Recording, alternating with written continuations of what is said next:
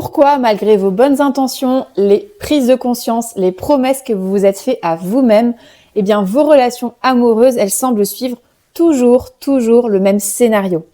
Pourquoi vous vous retrouvez toujours face à des partenaires émotionnellement indisponibles, contrôlants, fuyants, violents, dépendants, profondément insécures, alors même que vous vous jurez qu'à chaque nouvelle rencontre, cette fois-ci, ça sera différent?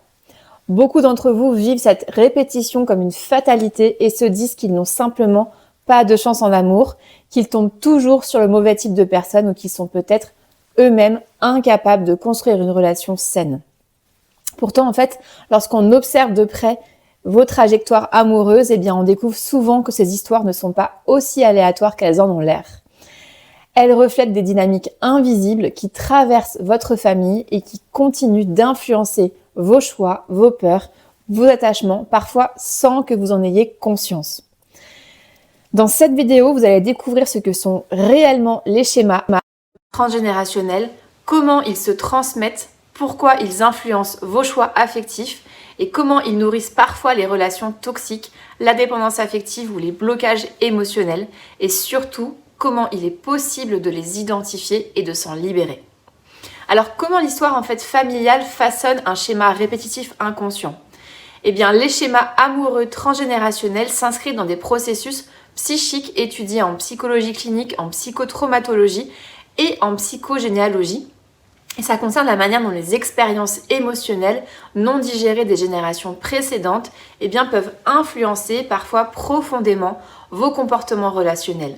Ça donne un schéma répétitif transgénérationnel qui est un modèle relationnel inconscient et qui tend à se reproduire dans le temps malgré des partenaires différents, des contextes différents et vos intentions conscientes différentes pourtant.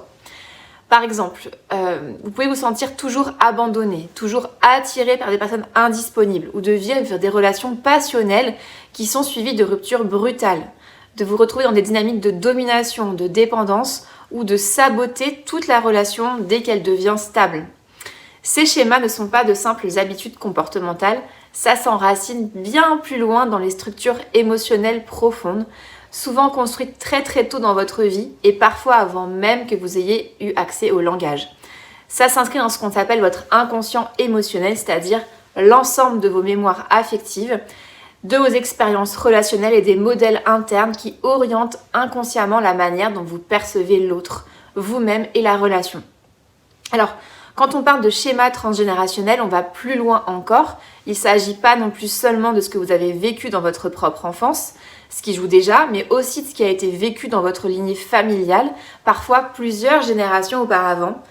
Guerre, exil, deuil, abandon, trahison, rupture brutale, secrets familiaux, ça laisse des empreintes émotionnelles qui ne disparaissent pas avec la génération qui les a subies.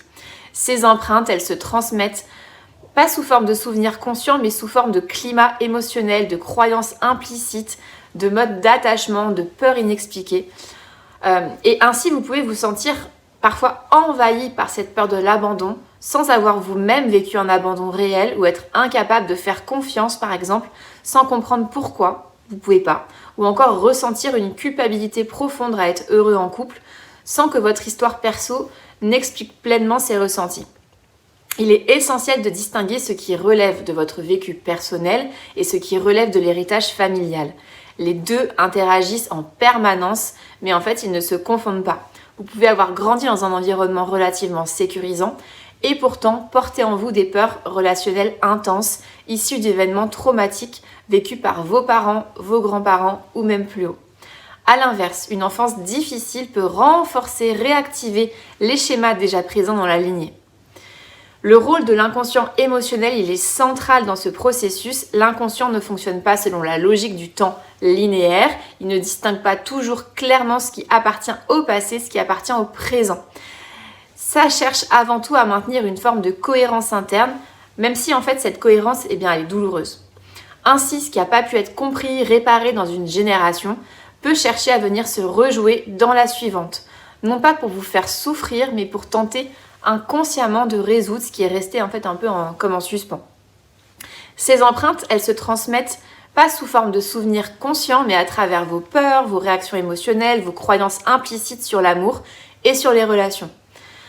Un parent qui a profondément souffert d'abandon peut, du coup, vous l'avez compris, sans s'en rendre compte, vous transmettre cette peur de perdre l'autre, une hypervigilance affective ou une difficulté à vous sentir en sécurité dans une relation, même si vous n'avez jamais vécu d'abandon réel.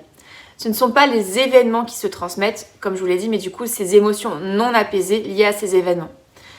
Vous pouvez porter en vous des peurs relationnelles intenses, des blocages donc affectifs, une difficulté à faire confiance, à vous engager, à vous sentir aimé, sans vraiment comprendre pourquoi, alors même que votre histoire personnelle ne semble pas suffire à expliquer cette intensité émotionnelle.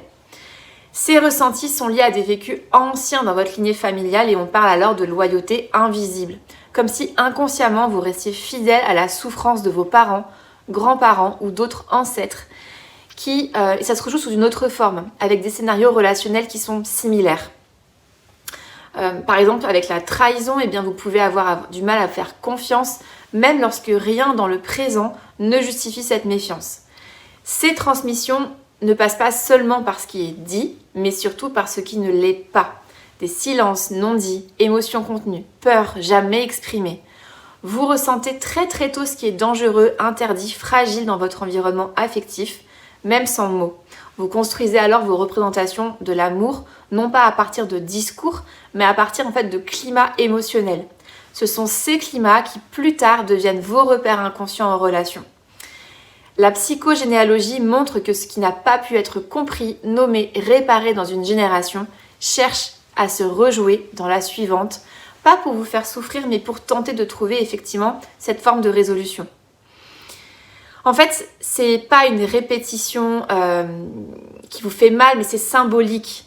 L'événement se répète, pas la même émotion. Et ça, comprendre tout ça, ça change profondément votre regard sur vos difficultés amoureuses. C'est plus une question de faiblesse personnelle, de mauvais choix, de malchance affective. C'est du coup l'expression en fait d'une histoire émotionnelle beaucoup plus vaste qui traverse plusieurs générations. Et surtout, c'est quelque chose qui peut être transformé.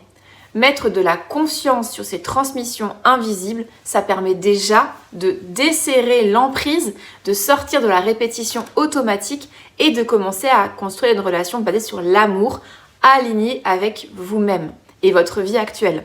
En fait, on part jamais de zéro, même avant les premières relations, vous êtes déjà exposé à ces modèles relationnels et en fait, c'est ce qu'on appelle la familiarité émotionnelle. Vous cherchez en fait inconsciemment ce que vous connaissez déjà, même si ça fait souffrir.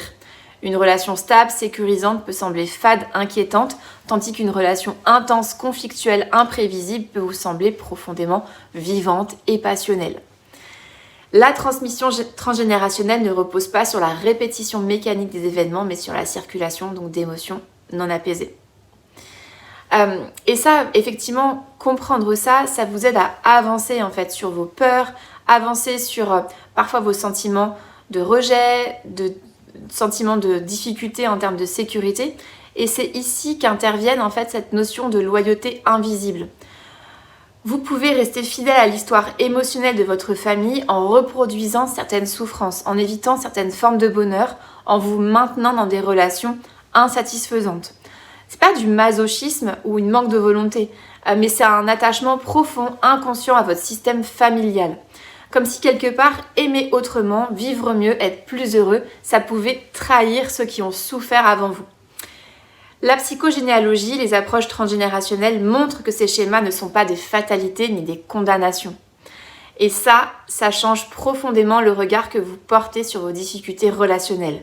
Vous passez de « en fait, il y a un truc qui ne va pas à l'intérieur de moi » à « en fait, non, quelque chose cherche à être compris, à être apaisé et je vais venir aller le chercher, le comprendre. » Et venir un peu débloquer toutes ces croyances sur l'amour. L'idée que l'amour fait souffrir, que vous devez vous sacrifier pour être aimé. Ces croyances, elles influencent vos comportements amoureux de manière subtile mais puissante en fait, vraiment. Et elles peuvent conduire du coup à l'auto-sabotage, créer des blocages émotionnels qui empêchent de vous sentir pleinement en sécurité dans la relation. Et ça, venir du coup débloquer tout ça, c'est vraiment nécessaire pour aller contre cette difficulté à vous engager, cette peur d'être quitté, cette peur d'être envahi, cette difficulté à faire confiance, à recevoir de l'amour. Et donc, comment faire pour sortir de ces schémas répétitifs transgénérationnels ? Bonne nouvelle, ce qui a été transmis peut être transformé. Les schémas amoureux transgénérationnels, en fait, c'est pas une fatalité, mais une invitation à la conscience. Observer les modèles affectifs, les répétitions qui traversent les générations permet de repérer les dynamiques invisibles mais influentes. Alors, quelles relations vos parents ou grands-parents ont-ils entretenues? Quelles ruptures, séparations, conflits, blessures se répètent toujours? Quels comportements, peurs, croyances sur l'amour semblent traverser la famille? Souvent déjà, rien qu'en posant ces questions et en écoutant les récits familiaux, les répétitions qui deviennent visibles, du coup, sont beaucoup plus nettes. Vous pouvez discuter avec vos parents, grands-parents avec bienveillance, curiosité, et ça peut être très révélateur. Interroger sur les histoires amoureuses, sur les peurs, les échecs, les succès affectifs, permet de comprendre les héritages émotionnels qui ont pu se transmettre. Même les non-dits, les silences, les tabous sur les relations peuvent donner des indices précieux sur ce qui se rejoue dans vos propres histoires. Repérer ces motifs familiaux n'est pas un exercice de jugement, mais d'observation. Cette démarche, elle prépare le terrain pour un travail de libération des schémas et cette déconstruction, en fait, pour une relation plus consciente. Car identifier un schéma familial, c'est un premier pas, certes, mais le transformer profondément, ça demande un travail en profondeur sur votre inconscient et sur la lignée. Et c'est là qu'intervient l'hypnose transgénérationnelle qui permet d'aller explorer les arbres familiaux, de remonter aux origines des blessures, des loyautés invisibles et des blocages affectifs. Cette approche ne se limite pas à vous, elle inclut la mémoire émotionnelle de toute la lignée et les schémas qui s'y répètent depuis plusieurs générations. Dans ce cadre, vous pouvez libérer les poids hérités, couper les liens toxiques qui vous empêchent de vivre l'amour pleinement et accompagner les âmes encore liées à la famille à passer de l'autre côté, à aller dans la lumière. Ce travail, c'est pas seulement thérapeutique, il est aussi profondément spirituel. Il permet de transformer les mémoires, d'apaiser les traumatismes anciens et de créer en fait un espace où vous pouvez enfin vous autoriser à aimer et à vous relier autrement sans reproduire les souffrances du passé. Alors l'hypnothérapie transgénérationnelle offre donc un double bénéfice. Ça travaille sur vos blocages émotionnels et relationnels, ici, maintenant, dans cette vie, tout en intervenant sur les dynamiques familiales invisibles qui ont traversé les générations. Donc du coup, le résultat, c'est une sensation de légèreté intérieure, une meilleure sécurité affective et la possibilité d'entrer dans des relations plus conscientes, libres, alignées avec vos besoins réels. Donc un accompagnement adapté est nécessaire pour apaiser ces blessures, couper les liens toxiques, transformer profondément ces transmissions familiales. Et je vous accompagne sur ce chemin. Je vous remercie de m'avoir écouté, je vous laisse liker, commenter, partager ce contenu, vous savez à quel point c'est très important pour moi et je vous dis à très très vite et je vous embrasse.